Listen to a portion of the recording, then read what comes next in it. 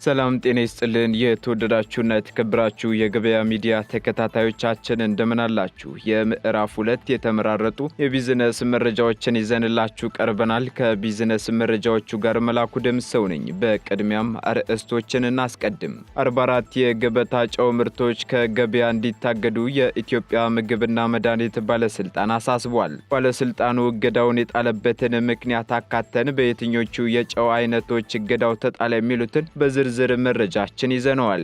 በማይናማር በስቃይ ውስጥ የነበሩ ከ80 በላይ ዜጎችን የማስመለስ ስራ ቢሰራም የተቀሩትን ለማስመለስ ግን አስቸጋሪ እንደሆነበት የውጭ ጉዳይ ሚኒስቴር አስታወቀም። ሚኒስትሩ ጉዳዩን ተከትሎ ባወጣው መረጃም አስቸጋሪ ያላቸውን ችግሮች ይፋ አድርጓል። እኛም በዝርዝር መረጃችን ወደ እናንተ ልናደርሰው ይዘነዋል። የስራና ክህሎት ሚኒስቴር ዛሬም ድረስ መፍትሄ አልሰጠንም ሲሉ ከተለያዩ የኢትዮጵያ ክልሎች የመጡ ስራ ፈላጊ ወጣቶች ቅሬታ አቀረቡ። ይህም በዝርዝር ከምንመለከተው መረጃዎች መካከል ይገኝበታል። ከፕላስቲክ የሚሰራ ሩዝ መሰል ምርት ለገበያ እየቀረበ ነው የሚል ጥቆማ ደርሶኛል ሲል የኢትዮጵያ ፌዴራል ፖሊስ አስታወቀም። ጉዳዩንም አስመልክቶ ከኢትዮጵያ ፌዴራል ፖሊስ የተሰጠ ማሳሰቢያ አለ። ማሳሰቢያው ምንድነው? በዝርዝር መረጃችን ወደ እናንተ እናደርሰዋለን። ሱዳን ከኬንያ የሚገቡ ምርቶች ላይ ማዕቀብ መጣሏ ተሰማ የሚሉትና ሌሎች የቢዝነስ መረጃዎችን ወደ እናንተ የምናደርስ ይሆናል። ትኩስና ታማኝ የቢዝነስ መረጃዎችን ለማግኘት ታዲያ የገበያ ሚዲያን እንድትወዳጁ እየጋበዝናችሁ በዝርዝር ወደምንመለከታቸው መረጃዎች እናልፋለን።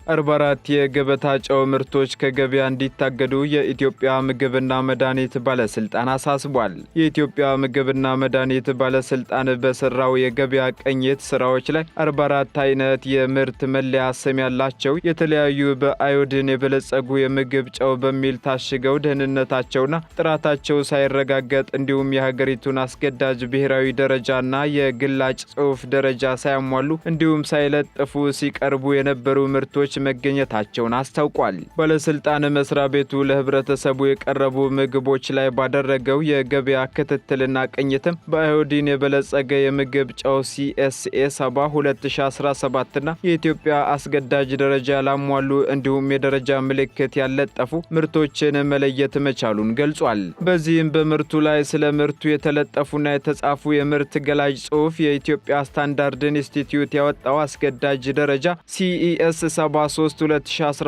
ያላሟሉ ሲሆን በቁጥጥር ወቅትም የተገኙ ግብአቶች የአምራች ድርጅት ስሙን ያልጠቀሱ፣ የአምራች አድራሻውን ያልገለጹ፣ አስገዳጅ የደረጃ ምልክት የሌላቸው፣ የምርቱ መለያ ቁጥር የሌላቸው፣ የምርቱ ጥሬ ግብአት ዝርዝርን ያልገለጹ፣ የአዮዲን መጠን ያልጠቀሱና የማብቂያ ጊዜ የሌላቸው ምርቶች መሆናቸው ተለይተዋል። በዚህም ምርቶች ደህንነታቸውና ጥራታቸው ያልተረጋገጡና የአገሪቱን አስገዳጅ ደረጃ ያላሟሉ በመሆናቸው ህብረተሰቡ እንዳይጠቀማቸው ባለስልጣን መስሪያ ቤቱ ካገዳቸው የገበታ ጨው መካከል ዛኬ የገበታ ጨው፣ ሉሉ የገበታ ጨው፣ ሙሪዳ አዮዳይዝድ ጨውና ቃና የገበታ ጨው ይገኙበታል ተብሏል።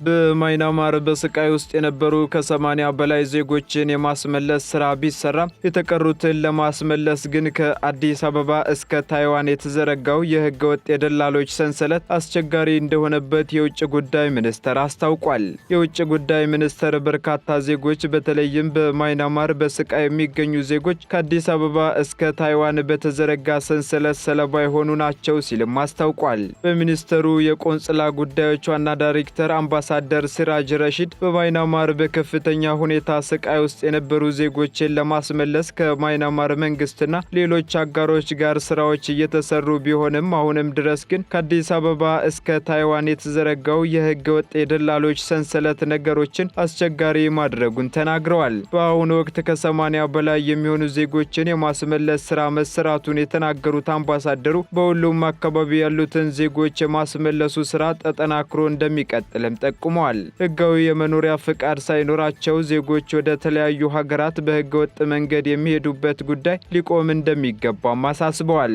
ባሳለፍነው ማክሰኞና ረቡዕ ዕለትም 77 ዜጎች ከማይናማር መመለሳቸውን የገለጹት አምባሳደር ነቢያት ጌታቸው በበኩላቸው የማስመለሱ ስራ ከፍተኛ የሆነ የዜጋ ተኮር ዲፕሎማሲ በኋላ የተሳካ ጉዳይ መሆኑን ገልጸዋል። አክለውም ከማይናማር ወጥተው ታይላንድ የገቡት ዜጎች በራሱ ከታይላንድ ዋና ከተማ ባንኮክ እንኳን 600 ኪሎ ሜትር ርቀት ላይ በሚገኝ ቦታ ላይ መሆናቸው የማስመለሱ ስራ ፈታኝና ውስብስብ አድርጎታል ብለዋል። ከአዲስ አበባ እስከ ታይዋን ከዛም አልፎ እስከ ሳውዲና ሌሎች ሀገራት የተዘረጋውን የህገ ወጥ ደላሎች ስራን ለማክሸፍ ከሁሉም ተባባሪ አካላት ጋር በጋራ እየሰሩ መሆኑን ጠቁመዋል። ኢትዮጵያ ባለፉት 3 ዓመታት ውስጥ ብቻ በተለያዩ ችግሮች ውስጥ የነበሩ ከ450 ሺህ በላይ ዜጎች ወደ ሀገራቸው እንዲመለሱ መደረጉን የውጭ ጉዳይ ሚኒስቴር ወቅታዊ መረጃ ያመለክታል።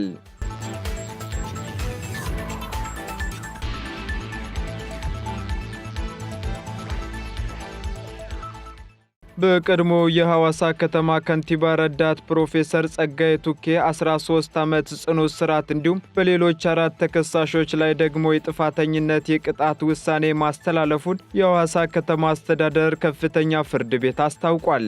የሐዋሳ ከተማ አስተዳደር ከፍተኛ ፍርድ ቤት በዛሬው ዕለት በዋለው ችሎት በቀድሞ የከተማ አስተዳደሩ ከንቲባ ረዳት ፕሮፌሰር ጸጋዬ ቱኬ ላይ የ13 ዓመት ጽኑ እስራትና የ21 ሺህ ብር ቅጣት ውሳኔ አስተላልፎባቸዋል። የሲዳማ ክልል ፍትህ ቢሮ አቃቤ ሕግ በቀድሞ ከንቲባና በሌሎች 4 ተከሳሾች ላይ ያቀረበውን በስልጣን ያለ አግባብ መገልገል፣ የመንግስትን ስራ በማይመች ሁኔታ መምራትና የማይገባ ጥቅም በማግኘት በሙስና ወንጀል ከሶ በፍርድ ቤት ሲከራከር ቆይቷል። የሐዋሳ ከተማ አስተዳደር ከፍተኛ ፍርድ ቤት ከዚህ ቀደም በዋለው ችሎት በረዳት ፕሮፌሰር ጸጋዬ ቱኬ ላይ በ488 ሺህ ብር የቤት ቁሳቁስ የተገዛበት ተብሎ ለቀረበባቸው ክስ ነፃ ናቸው ብሏቸው የነበረ ቢሆንም ስልጣንን ያለ አግባብ በመገልገል ክስ ግን ጥፋተኛ ብሏቸዋል። ፍርድ ቤቱ ዛሬ በዋለው ችሎት ተከሳሽ ረዳት ፕሮፌሰር ጸጋዬ ቱኬ ስልጣንን ያለ አግባብ በመጠቀም የመንግስት ገንዘብ እንዲባክን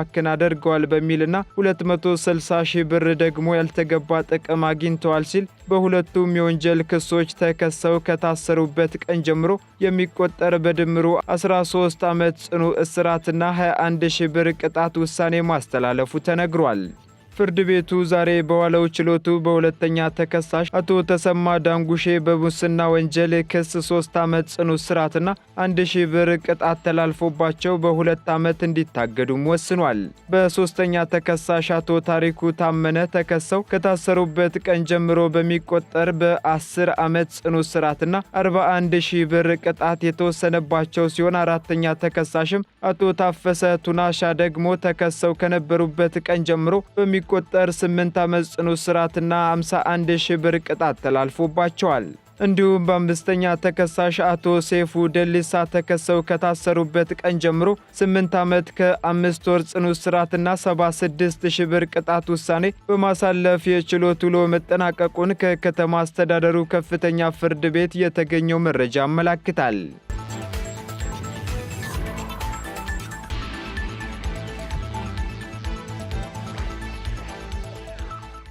ከፕላስቲክ የሚሰሩ ሩዝ መሰል ምርት ለገበያ እየቀረበ ነው የሚል ጥቆማ ደርሶኛል ሲል የኢትዮጵያ ፌዴራል ፖሊስ አስታወቀም። ከፕላስቲክ የሚሰራና ተጠቃሚውን የሚያሳስት የሩዝ ምርትን የሚመስል ውጤት ለምግብነት እንዲውል ለገበያ እየቀረበ መሆኑን ጥቆማዎች ደርሰውኛል ሲል የኢትዮጵያ ፌዴራል ፖሊስ አስታውቋል። በ2017 ግማሽ ዓመት 3.5 ቢሊዮን ብር የሚገመት የገቢና ወጪ ኮንትሮባንድ ዕቃዎችን መያዙን ያስታወቀው የኢትዮጵያ ፌዴራል ፖሊስ በክትትልና ቁጥጥር ስራው የሩዝ ምርት መሳይ የፕላስቲክ ውጤት ለገበያ እየቀረበ ስለመሆኑ ጥቆማዎች እንደደረሱትም ገልጿል። እንደ ሩዝ ያሉ የምግብ ምርቶች ሳይቀሩ በተመሳሳይ በፕላስቲክ የሚሰሩበት ደረጃ ድረስ ወንጀሎች እየረቀቁ መሆኑን የሚያሳዩ መረጃዎች እየደረሱት መሆኑን ያሳወቀው ፖሊስ ህብረተሰቡ ተመሳሳይ ምግብና መድኃኒቶች ላይ የሚያየውን ችግር ለፖሊስ እንዲጠቁምም ጠይቋል። የፌዴራል ፖሊስ ኮሚሽን የህዝብ ግንኙነት ዳይሬክተር አቶ ጀይላን አብዲ የተያዘው የኮንትሮባንድ ዕቃ ህገወጥ መድኃኒትና ምግብን እንደሚጨምርም ተናግረዋል። ፖሊስ አሁን በተሻ በተሻለ የቴክኖሎጂ አቅም ከህብረተሰቡ ጋር ተቀራርቦ ወደሚሰራበት ደረጃ ላይ የደረሰ በመሆኑ በፎቶ፣ በተንቀሳቃሽ ምስል፣ በድምፅና በጽሑፍ መረጃዎችን ማድረስ እንደሚቻል አመላክተዋል ሲል አራዳ ኤፍኤም ዘግቧል።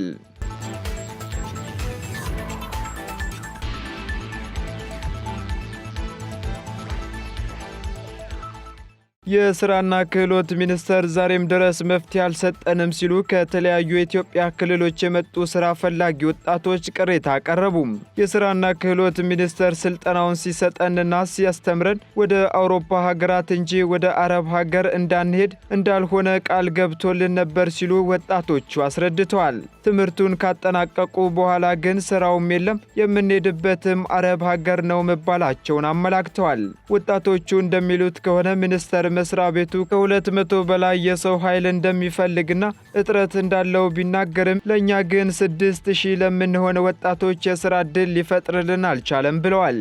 ሚኒስቴር መስሪያ ቤቱ ቃል በገባልን መሰረት ወደ ተባለው አውሮፓ ሀገራት ባይልከንም እኛ በራሳችን ስራ ስላገኘን ወደ ኤምባሲዎች የምንገባበትን መንገድ እንዲያመቻችልን ሲሉ ጠይቀዋል። በአንድ ወር ጊዜ ውስጥ አልቆላችሁ ትሄዳላችሁ ተብለን ከዓመት በላይ ያለ ስራ ተቀምጠናል ማለታቸውን የዘገበው ሸገር ኤፍኤም ነው። የስራና ክህሎት ሚኒስቴርን ለተነሳው ቅሬታ መልስ እንዲሰጠው በተደጋጋሚ ቢጠየቅም መልስ መስጠት እንዳልቻለ ግን ዘገባው ጠቅሷል።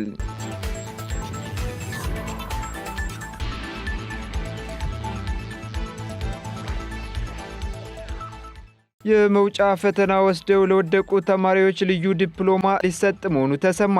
ለከፍተኛ ትምህርት ተቋማት የመውጫ ፈተና መስጠት ከተጀመረበት ከሐምሌ 2015 ዓ.ም ጀምሮ ፈተናውን ወስደው ማለፍ ያልቻሉ ተፈታኞች ስፔሻል ዲፕሎማ ሊሰጥ መሆኑ ተነግሯል። ፈተናውን ለወደቁ እጩ ተመራቂዎች ልዩ ዲፕሎማ ሰርቲፊኬት በቅርቡ መሰጠት እንደሚጀምር የኢትዮጵያ ከፍተኛ ትምህርት ተቋማት ተማሪዎች ህብረት አረጋግጧል። ህብረቱ ከትምህርት ሚኒስቴር አመራሮች ጋር ያደረገውን ተከታታይ ውይይት ተከትሎ ውሳኔ ላይ መድረሱን የዜና ምንጮች ዘግበዋል። ተማሪዎቹ ስራ እየሰሩ በማንኛውም ጊዜ የመውጫ ፈተናውን በድጋሜ መውሰድ የሚችሉበት እድል ክፍት መሆኑንም ህብረቱ ገልጿል።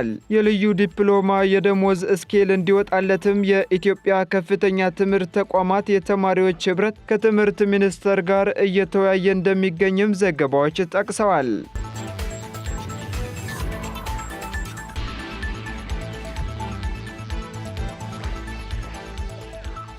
ቀጥለናል። የተከበራችሁ ተከታታዮቻችን በመጨረሻም በዝርዝር ወደምንመለከተው መረጃ አለፍን።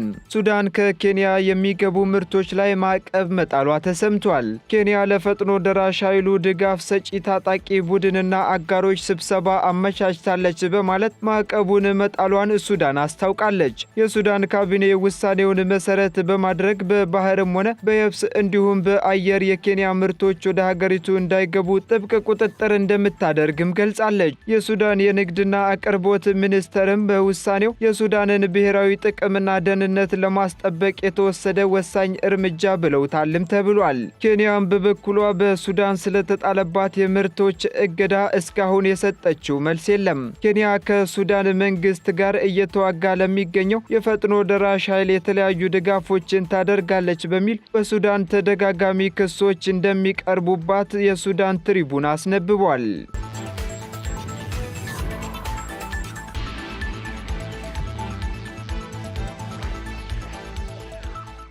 የተወደዳችሁና የተከበራችሁ የገበያ ሚዲያ ተከታታዮቻችን ለምዕራፍ 2 ያዝንላችሁ የቢዝነስ መረጃዎቻችን እነዚሁን ይመስሉ ነበር። አዳዲስና ትኩስ የቢዝነስ መረጃዎችን ለማግኘት ታዲያ የገበያ ሚዲያን እንድትወዳጁ የአክብሮት ግብዣችን ነው። መልካም ጊዜን ተመኘን።